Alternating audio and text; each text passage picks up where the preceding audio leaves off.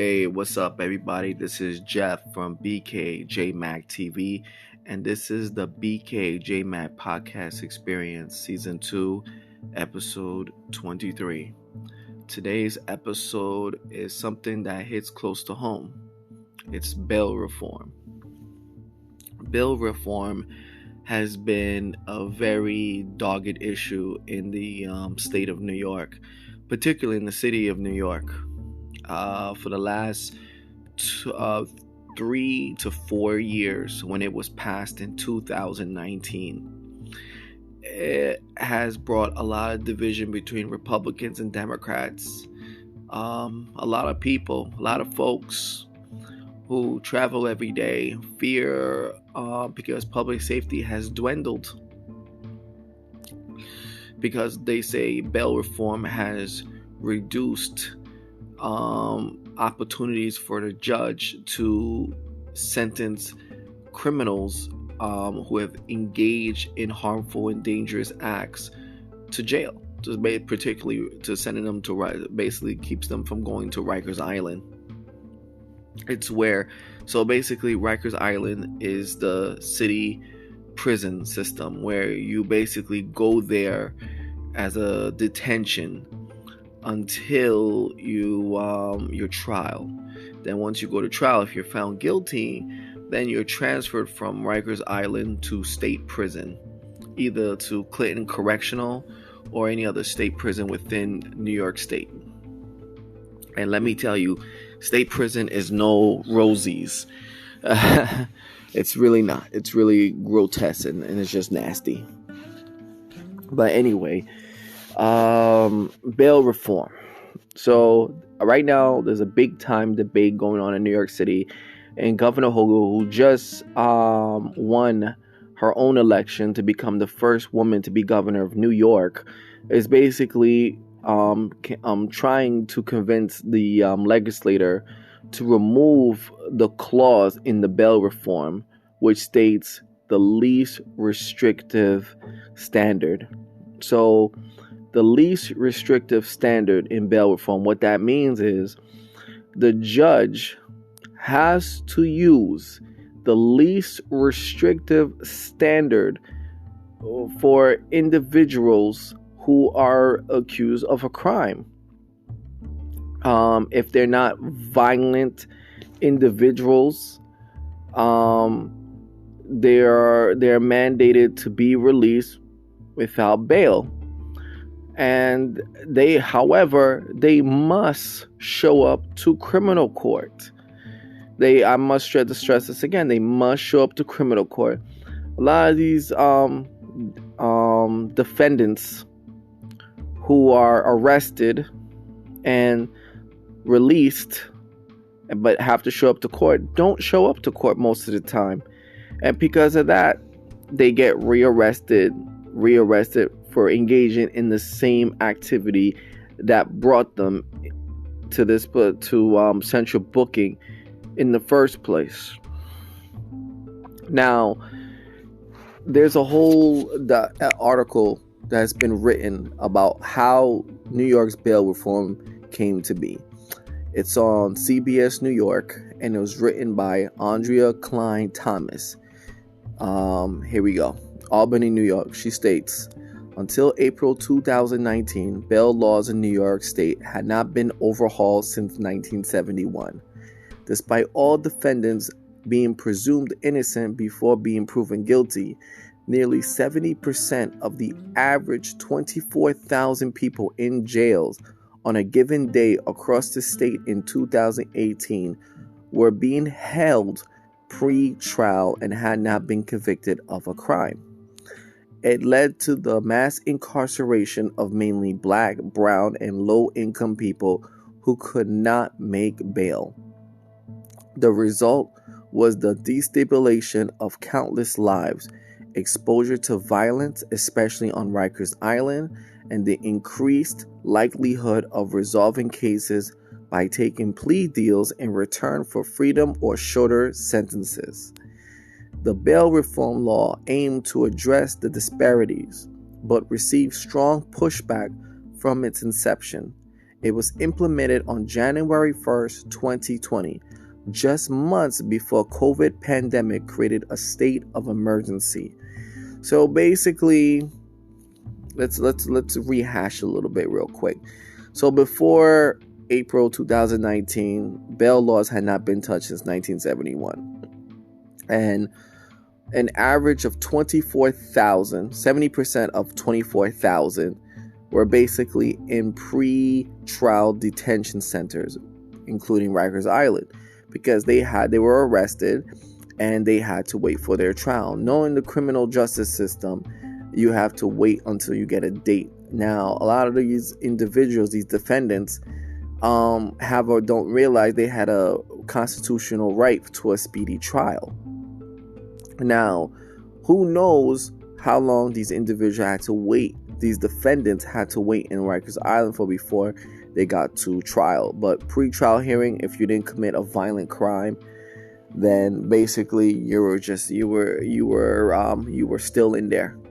So they wanted to change all that. They wanted to release black, brown, and low income defendants out on the street if they were engaged in criminal behavior or criminal activity.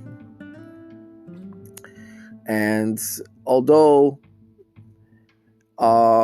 it states there were different realities between that, it's like a slippery slope, because sometimes you don't know who the criminals are, but everybody is innocent until proven guilty. So let's go back to the article. The bail reform law aimed to address the disparities but received strong pushback from its inception. By the summer, violent crimes increased in New York City as law enforcement, politicians, and critics linked the spikes to bail reform laws. However, researchers and criminologists have yet to definitely make that correlation. Khalif Browder takes his life after returning home from Rikers Island, an experience his parents said was tormenting to torture. Adding Browder was subjected to physical and mental abuse. Browder was held as a teenager for 3 years pre-trial after being unable to post a $3,000 bail after being accused of stealing a backpack. His robbery charges were later dropped because of a lack of evidence. Browder became the example of the impact of a cash bail system, sparring outrage and mounting pressure for reforms. So apparently, Mr. Khalif was accused of stealing a backpack, and he was arrested. And because he could not make bail, family could not make bail, it's about 10% of $3,000. They could not make bail. And because of that, he was left in Rikers Island pre-trial for 3 years. That's, to me, let's be honest. Why is it taking 3 years? There's so many questions I have about that. But the fact that they left him there for 3 years until the case was dismissed has me thinking this is disgusting. So, politicians heard about this and they wanted change. They literally wanted change. It's what Andrea Klein Thomas states in this article. January 3rd, 2018. During Governor Cuomo's State of the State address, he calls for criminal justice reform, saying, "Let's be painfully honest. The truth is that Our Lady Justice is still not colorblind, and her scales are still not balanced. Our bail system is biased against the poor. Too many jails are cruel and inhumane, and our court system is too slow." It's what he said on January 3rd, 2018. November 2018, Democrats win control of the state Senate for only the third time in 50 years, creating a supermajority in the legislature and governor's mansion, clearing the way for more progressive policies to be passed. April 1st, 2019, the New York State legislature passes bail reform laws eliminating money, bail, and pre-trial detentions in nearly all misdemeanor and non-violent felony cases. Let me express that again. bail reform laws eliminating money bail and pre-trial detentions in nearly all misdemeanor and non-violent felony cases. So basically, it could be a felony, but it's non-violent. So a person, I'm going to tell you this right now. A person could steal a bunch of times. There are laws in the state's constitution that dictates that if a person reoffends over and over, even though they're engaging in felony behavior, as long as it is non-violent, they're told to be released. Simple as that. They're to be released as long as it's non-violent. It made supervised release more widely available despite a defendant's criminal history. It requires judges to consider a defendant's financial means when setting bail and not to pose an undue hardship. Judges also have to allow more forms of bail payment. That was the bail reform in its originality on April 1st, 2019, and was implemented on January 1st, 2020. December 1st, 2019, the supervised release program is expanded in anticipation of the implementation of bail reform. It allows judges to mandate supportive programming while working to ensure defendants release pre-trial return to court. December 2019, overall crime reaches record lows in New York City, despite murder and shooting incidents increasing from 2018. The improvement is attributed to more effective NYPD strategies. January 1st, 2020, bail reform goes into effect. New York joins New Jersey, Chicago, Philadelphia, and other jurisdictions to implement sweeping changes to bail laws. March 7, 2020, Governor Cuomo declares a state of emergency in response to the coronavirus pandemic. New York City quickly becomes the epicenter of the virus. Court hearings become virtual and jury trials were canceled, causing a delay in the adjacent of cases. COVID created a hardship for law enforcement as departments were hit hard with sickness, stretching their resources thin. April 3rd, 2020. Bail reform amendments passed after the initial statute received widespread criticism. It expanded the list of bail-eligible offenses, especially in regard to non-violent felonies. So basically, there was a backlash. So they had to adjust it. They had to send some amendments, and the legislator and Governor Cuomo had to sign it right away. It allowed judges to impose more conditions on pre-trial release, including treatment, maintaining employment, and continuing education.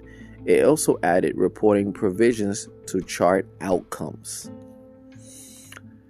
July 2nd, 2020, bail reform changes take effect. So basically, the measures that was passed on April 3rd takes effect on July 2nd, 2020.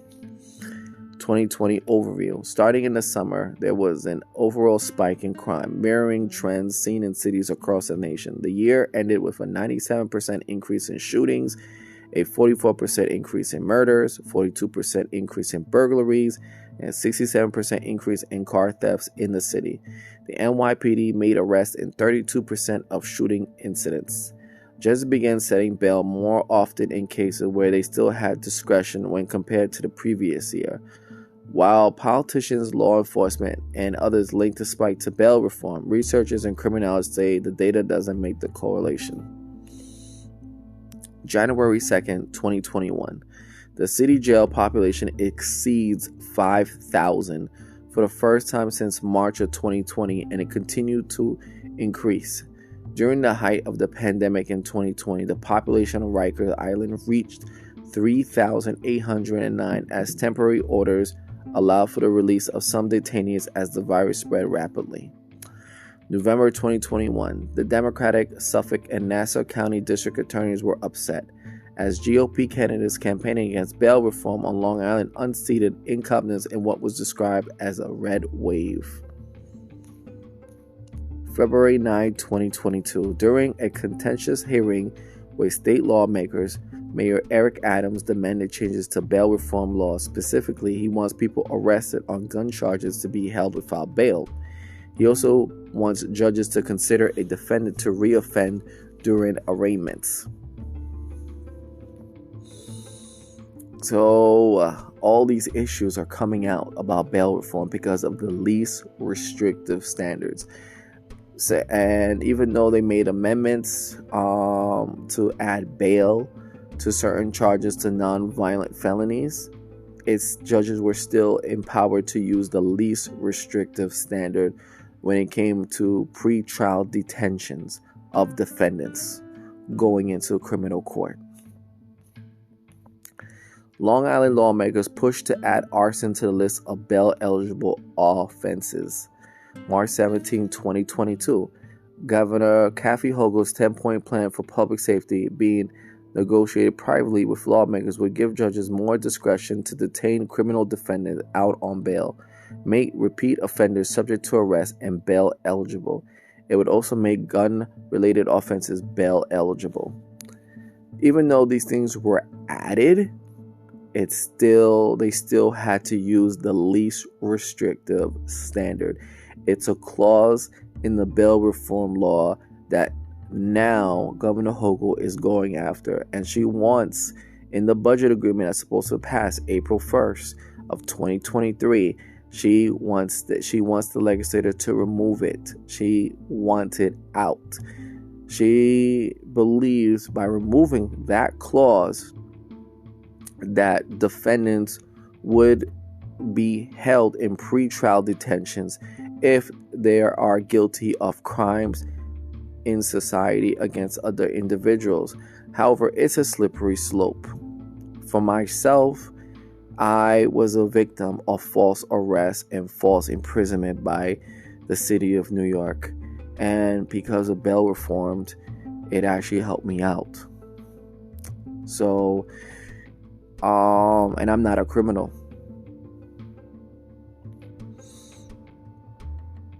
Bail reform needs to be reformed. It needs to be fixed properly so the actual people that are honest are not held against their will, and people who are actual criminals need to be locked up. They need to figure out a balance, because Democrats got a problem in their hands with bail reform and the least restrictive standard.